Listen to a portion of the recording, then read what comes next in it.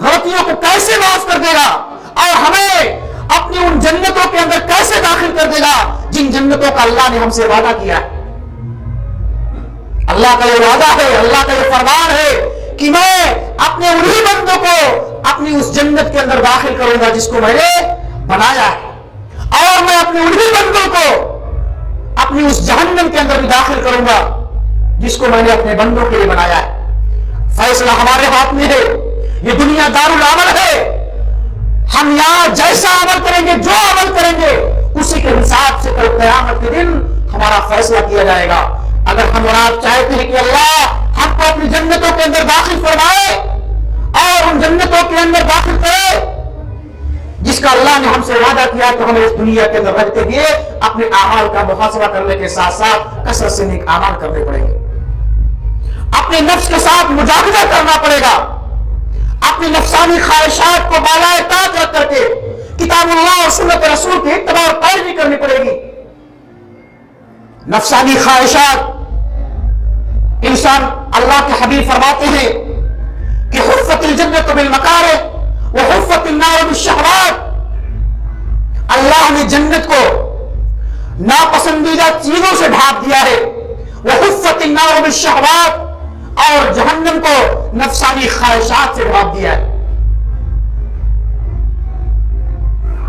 اس حدیث مبارکہ کا مفہوم یہ ہے کہ اللہ نے جنت کو ان تمام ناپسندیدہ چیزوں سے ڈھانپ دیا ہے جو انسان اس دنیا کے اندر کرنا نہیں چاہتا۔ حفت الجنت بالمکارہ، وہ اعمال جو انسان کے لیے باعث نجات ہے، نماز کا پڑھنا انسان کے لیے باعث نجات، روزہ رکھنا، زکات دینا، حج کرنا، عمرہ کرنا، صدقات و خیرات کرنا، اپنے والدین، اپنے ماں باپ کے ساتھ حسن سلوک کرنا، اپنے بھائیوں کے ساتھ، اپنے پڑوسیوں کے ساتھ، اپنے اعزاء و اقارب کے ساتھ، اپنے دوستوں کے ساتھ اچھے معاملات کرنا، یہ کیا ہے؟ ہمارے اور آپ کے دلوں پر بار لگتا ہے، گرا گزرتا ہے کہ کوئی انسان اپنے ماں باپ کو ایک گلاس پانی دے، کبھی اس کا سر اور پیر دبائے۔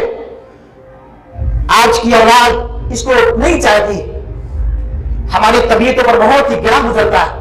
اگر ہمارا باپ، ہماری ماں مجھ سے ایک گلاس پانی مانگ لے، ہماری طبیعتوں پر بہت گرا گزرتا ہے۔ اللہ نے ہم کو نماز پڑھنے کا حکم دیا ہے، نماز پڑھنا ہم پر کتنا گرا گزرتا ہے، چاہے وہ فجر کی نماز کا معاملہ ہو یا ظہر اور عصر کی نماز کا معاملہ ہو، ہماری طبیعتوں پر بہت ہی گرا گزرتا ہے۔ اللہ ہم کو آپ کو جنت کے اندر کیسے داخل فرمائے گا؟ اور اللہ کے حبیب فرماتے ہیں وحفت النار بالشہوات، اللہ نے جہنم کو نفسانی خواہشات سے ڈھانپ دیا ہے۔ انسان کی طبیعتیں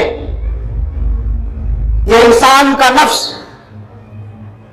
ایسے برے اعمال کی طرف راغب ہوتا ہے، کرنا چاہتا ہے، پسند کرتا ہے۔ زناکاری ہے، دھوکہ ہے، فراڈ ہے، بےایمانی ہے، چوری ہے، ان تمام چیزوں کو انسان یا اس کا نفس چاہتا ہے، کرنا چاہتا ہے، راغب ہوتا ہے۔ اگر ہم اور آپ چاہتے ہیں کہ اللہ سبحانہ و تعالیٰ اپنی جنتوں کے اندر ہم کو آپ کو داخل کرے، تو ہمیں اپنے نفس کے ساتھ مجاہدہ کرنا پڑے گا، اپنے نفسانی خواہشات پر لگام دینا پڑے گا، اور اسی طرح سے ہمیں اس دنیا کے اندر کثرت سے نیک اعمال کرنے پڑیں گے، اس آخرت کی تیاری اور فکر کرنی پڑے گی جس آخرت کے بارے میں اللہ رب العالمین نے اپنے مقدس کلام کے اندر ہم سے وعدہ کیا ہے کہ وہ قیامت قائم ہوگی، وہ میدان محشر قائم ہوگی، قبر کا عذاب برحق ہے، ہر انسان کو موت کا مزہ چکھنا ہے۔ کل نفس ذائقۃ الموت وانما توفون اجورکم یوم القیامہ فمن زحزح عن النار وادخل الجنہ فقد فاز وما الحیاۃ الدنیا الا متاع الغرور۔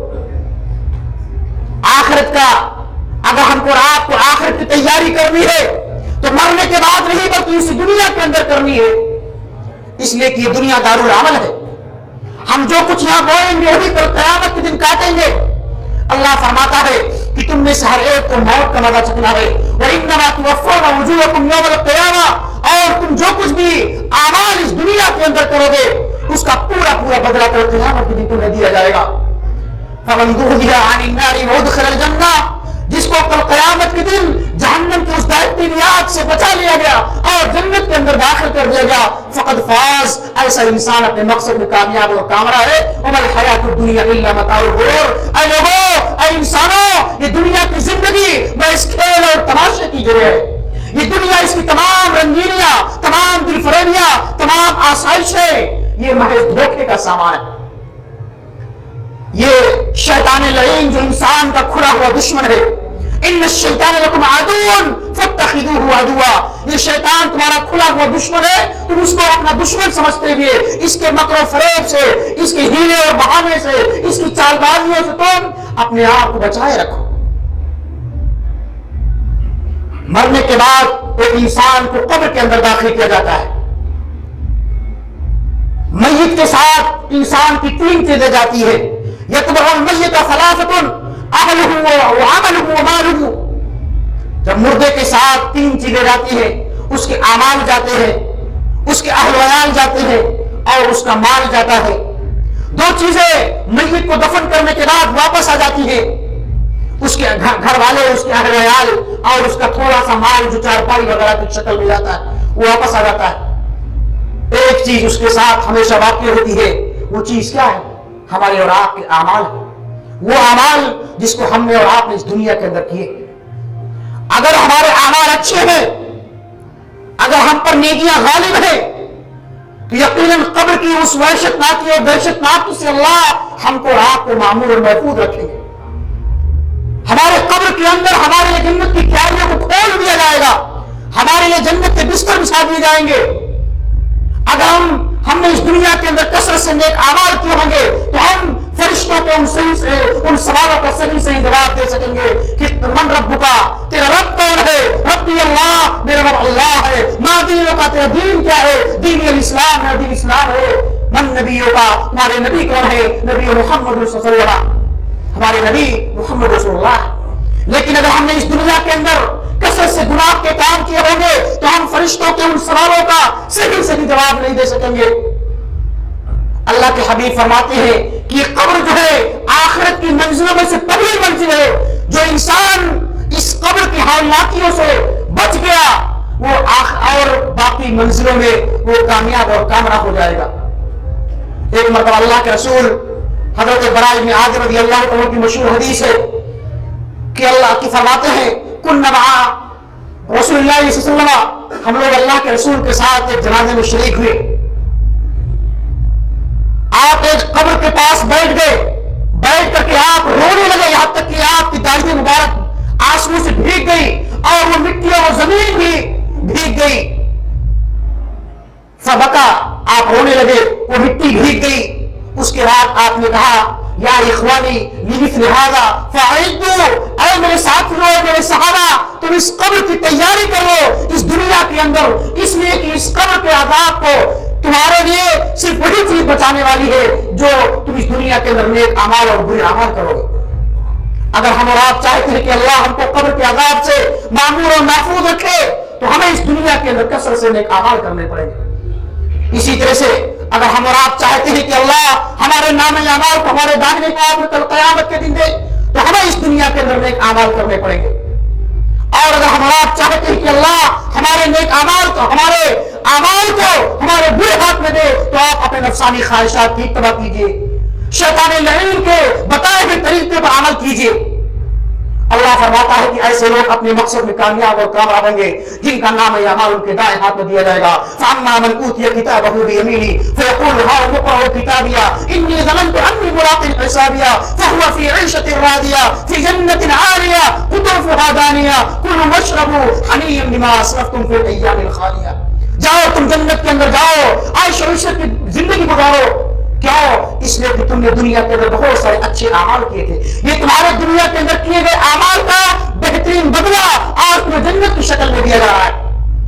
اور اگر ہم نے اور آپ نے اس دنیا کے اندر کثرت سے گناہ کے کام کیے کریں گے تو اللہ فرماتا ہے وَأَمَّا مَنْ أُوتِيَ كِتَابَهُ بِشِمَالِهِ فيقول يا ليتني لم اوت كتابيا ولم ادر ما حسابيا يا ليتها كانت القاضية ما اغنى عني ماليا هلك عني سلطانيا خذوه فغلوه ثم الجحيم صلوه ثم في سلسلة ذرعها 70 ذراعا فاسلكوه. اللہ فرماتے ہیں کہ ایسے ظالموں کو، ایسے گنہگاروں کو اللہ حکم دے، اللہ فرشتوں کو حکم دے رہا کہ ان ظالموں کو 70 گز کی زنجیر کے اندر جکڑ لو، باندھ لو اور گھسیٹتے ہوئے جہنم کی درختی لیا کو بچ چھوڑ دو. میرے بھائیو، یہ دنیا فانی ہے اور آخرت ہمیشہ رہنے والی ہے. اس دنیا کے اندر جیسا فصل ہم بولیں گے، جو کچھ نیک اعمال اور برے اعمال کریں گے، اسی کے حساب سے ہم اور ہمارا اور آپ کا حساب و کتاب ہونے والا ہے. اگر ہم اور آپ چاہتے کہ اللہ ہمیں اپنی جنتوں کے اندر داخل فرمائے تو ہمیں اس دنیا کے اندر کتاب و سنت کی تعلیمات پر عمل کرنا ہوگا، کثرت سے نیک اعمال کرنے پڑیں گے. اللہ رب العالمین سے دعا ہے کہ مولا کریم تو ہمیں قبر کی ہولناکیوں سے معمور و محفوظ فرما، اللہ قیامت کی ہولناکیوں سے معمور و محفوظ فرما. اللہ جب تک ہمیں اس دنیا کے اندر زندہ رکھ، ایمان اور اسلام پر زندہ رکھ. اے اللہ ہم تیرے خطاکار، تیرے گنہگار بندے ہیں. اے اللہ ہمیں کثرت سے اس دنیا کے اندر نیک اعمال کرنے کی توفیق عطا فرما، اور ہمارا خاتمہ ہو تو خاتمہ بالخیر ہو، ایمان اور اسلام پر ہو. آمین. وما توفیق الا باللہ. والسلام علیکم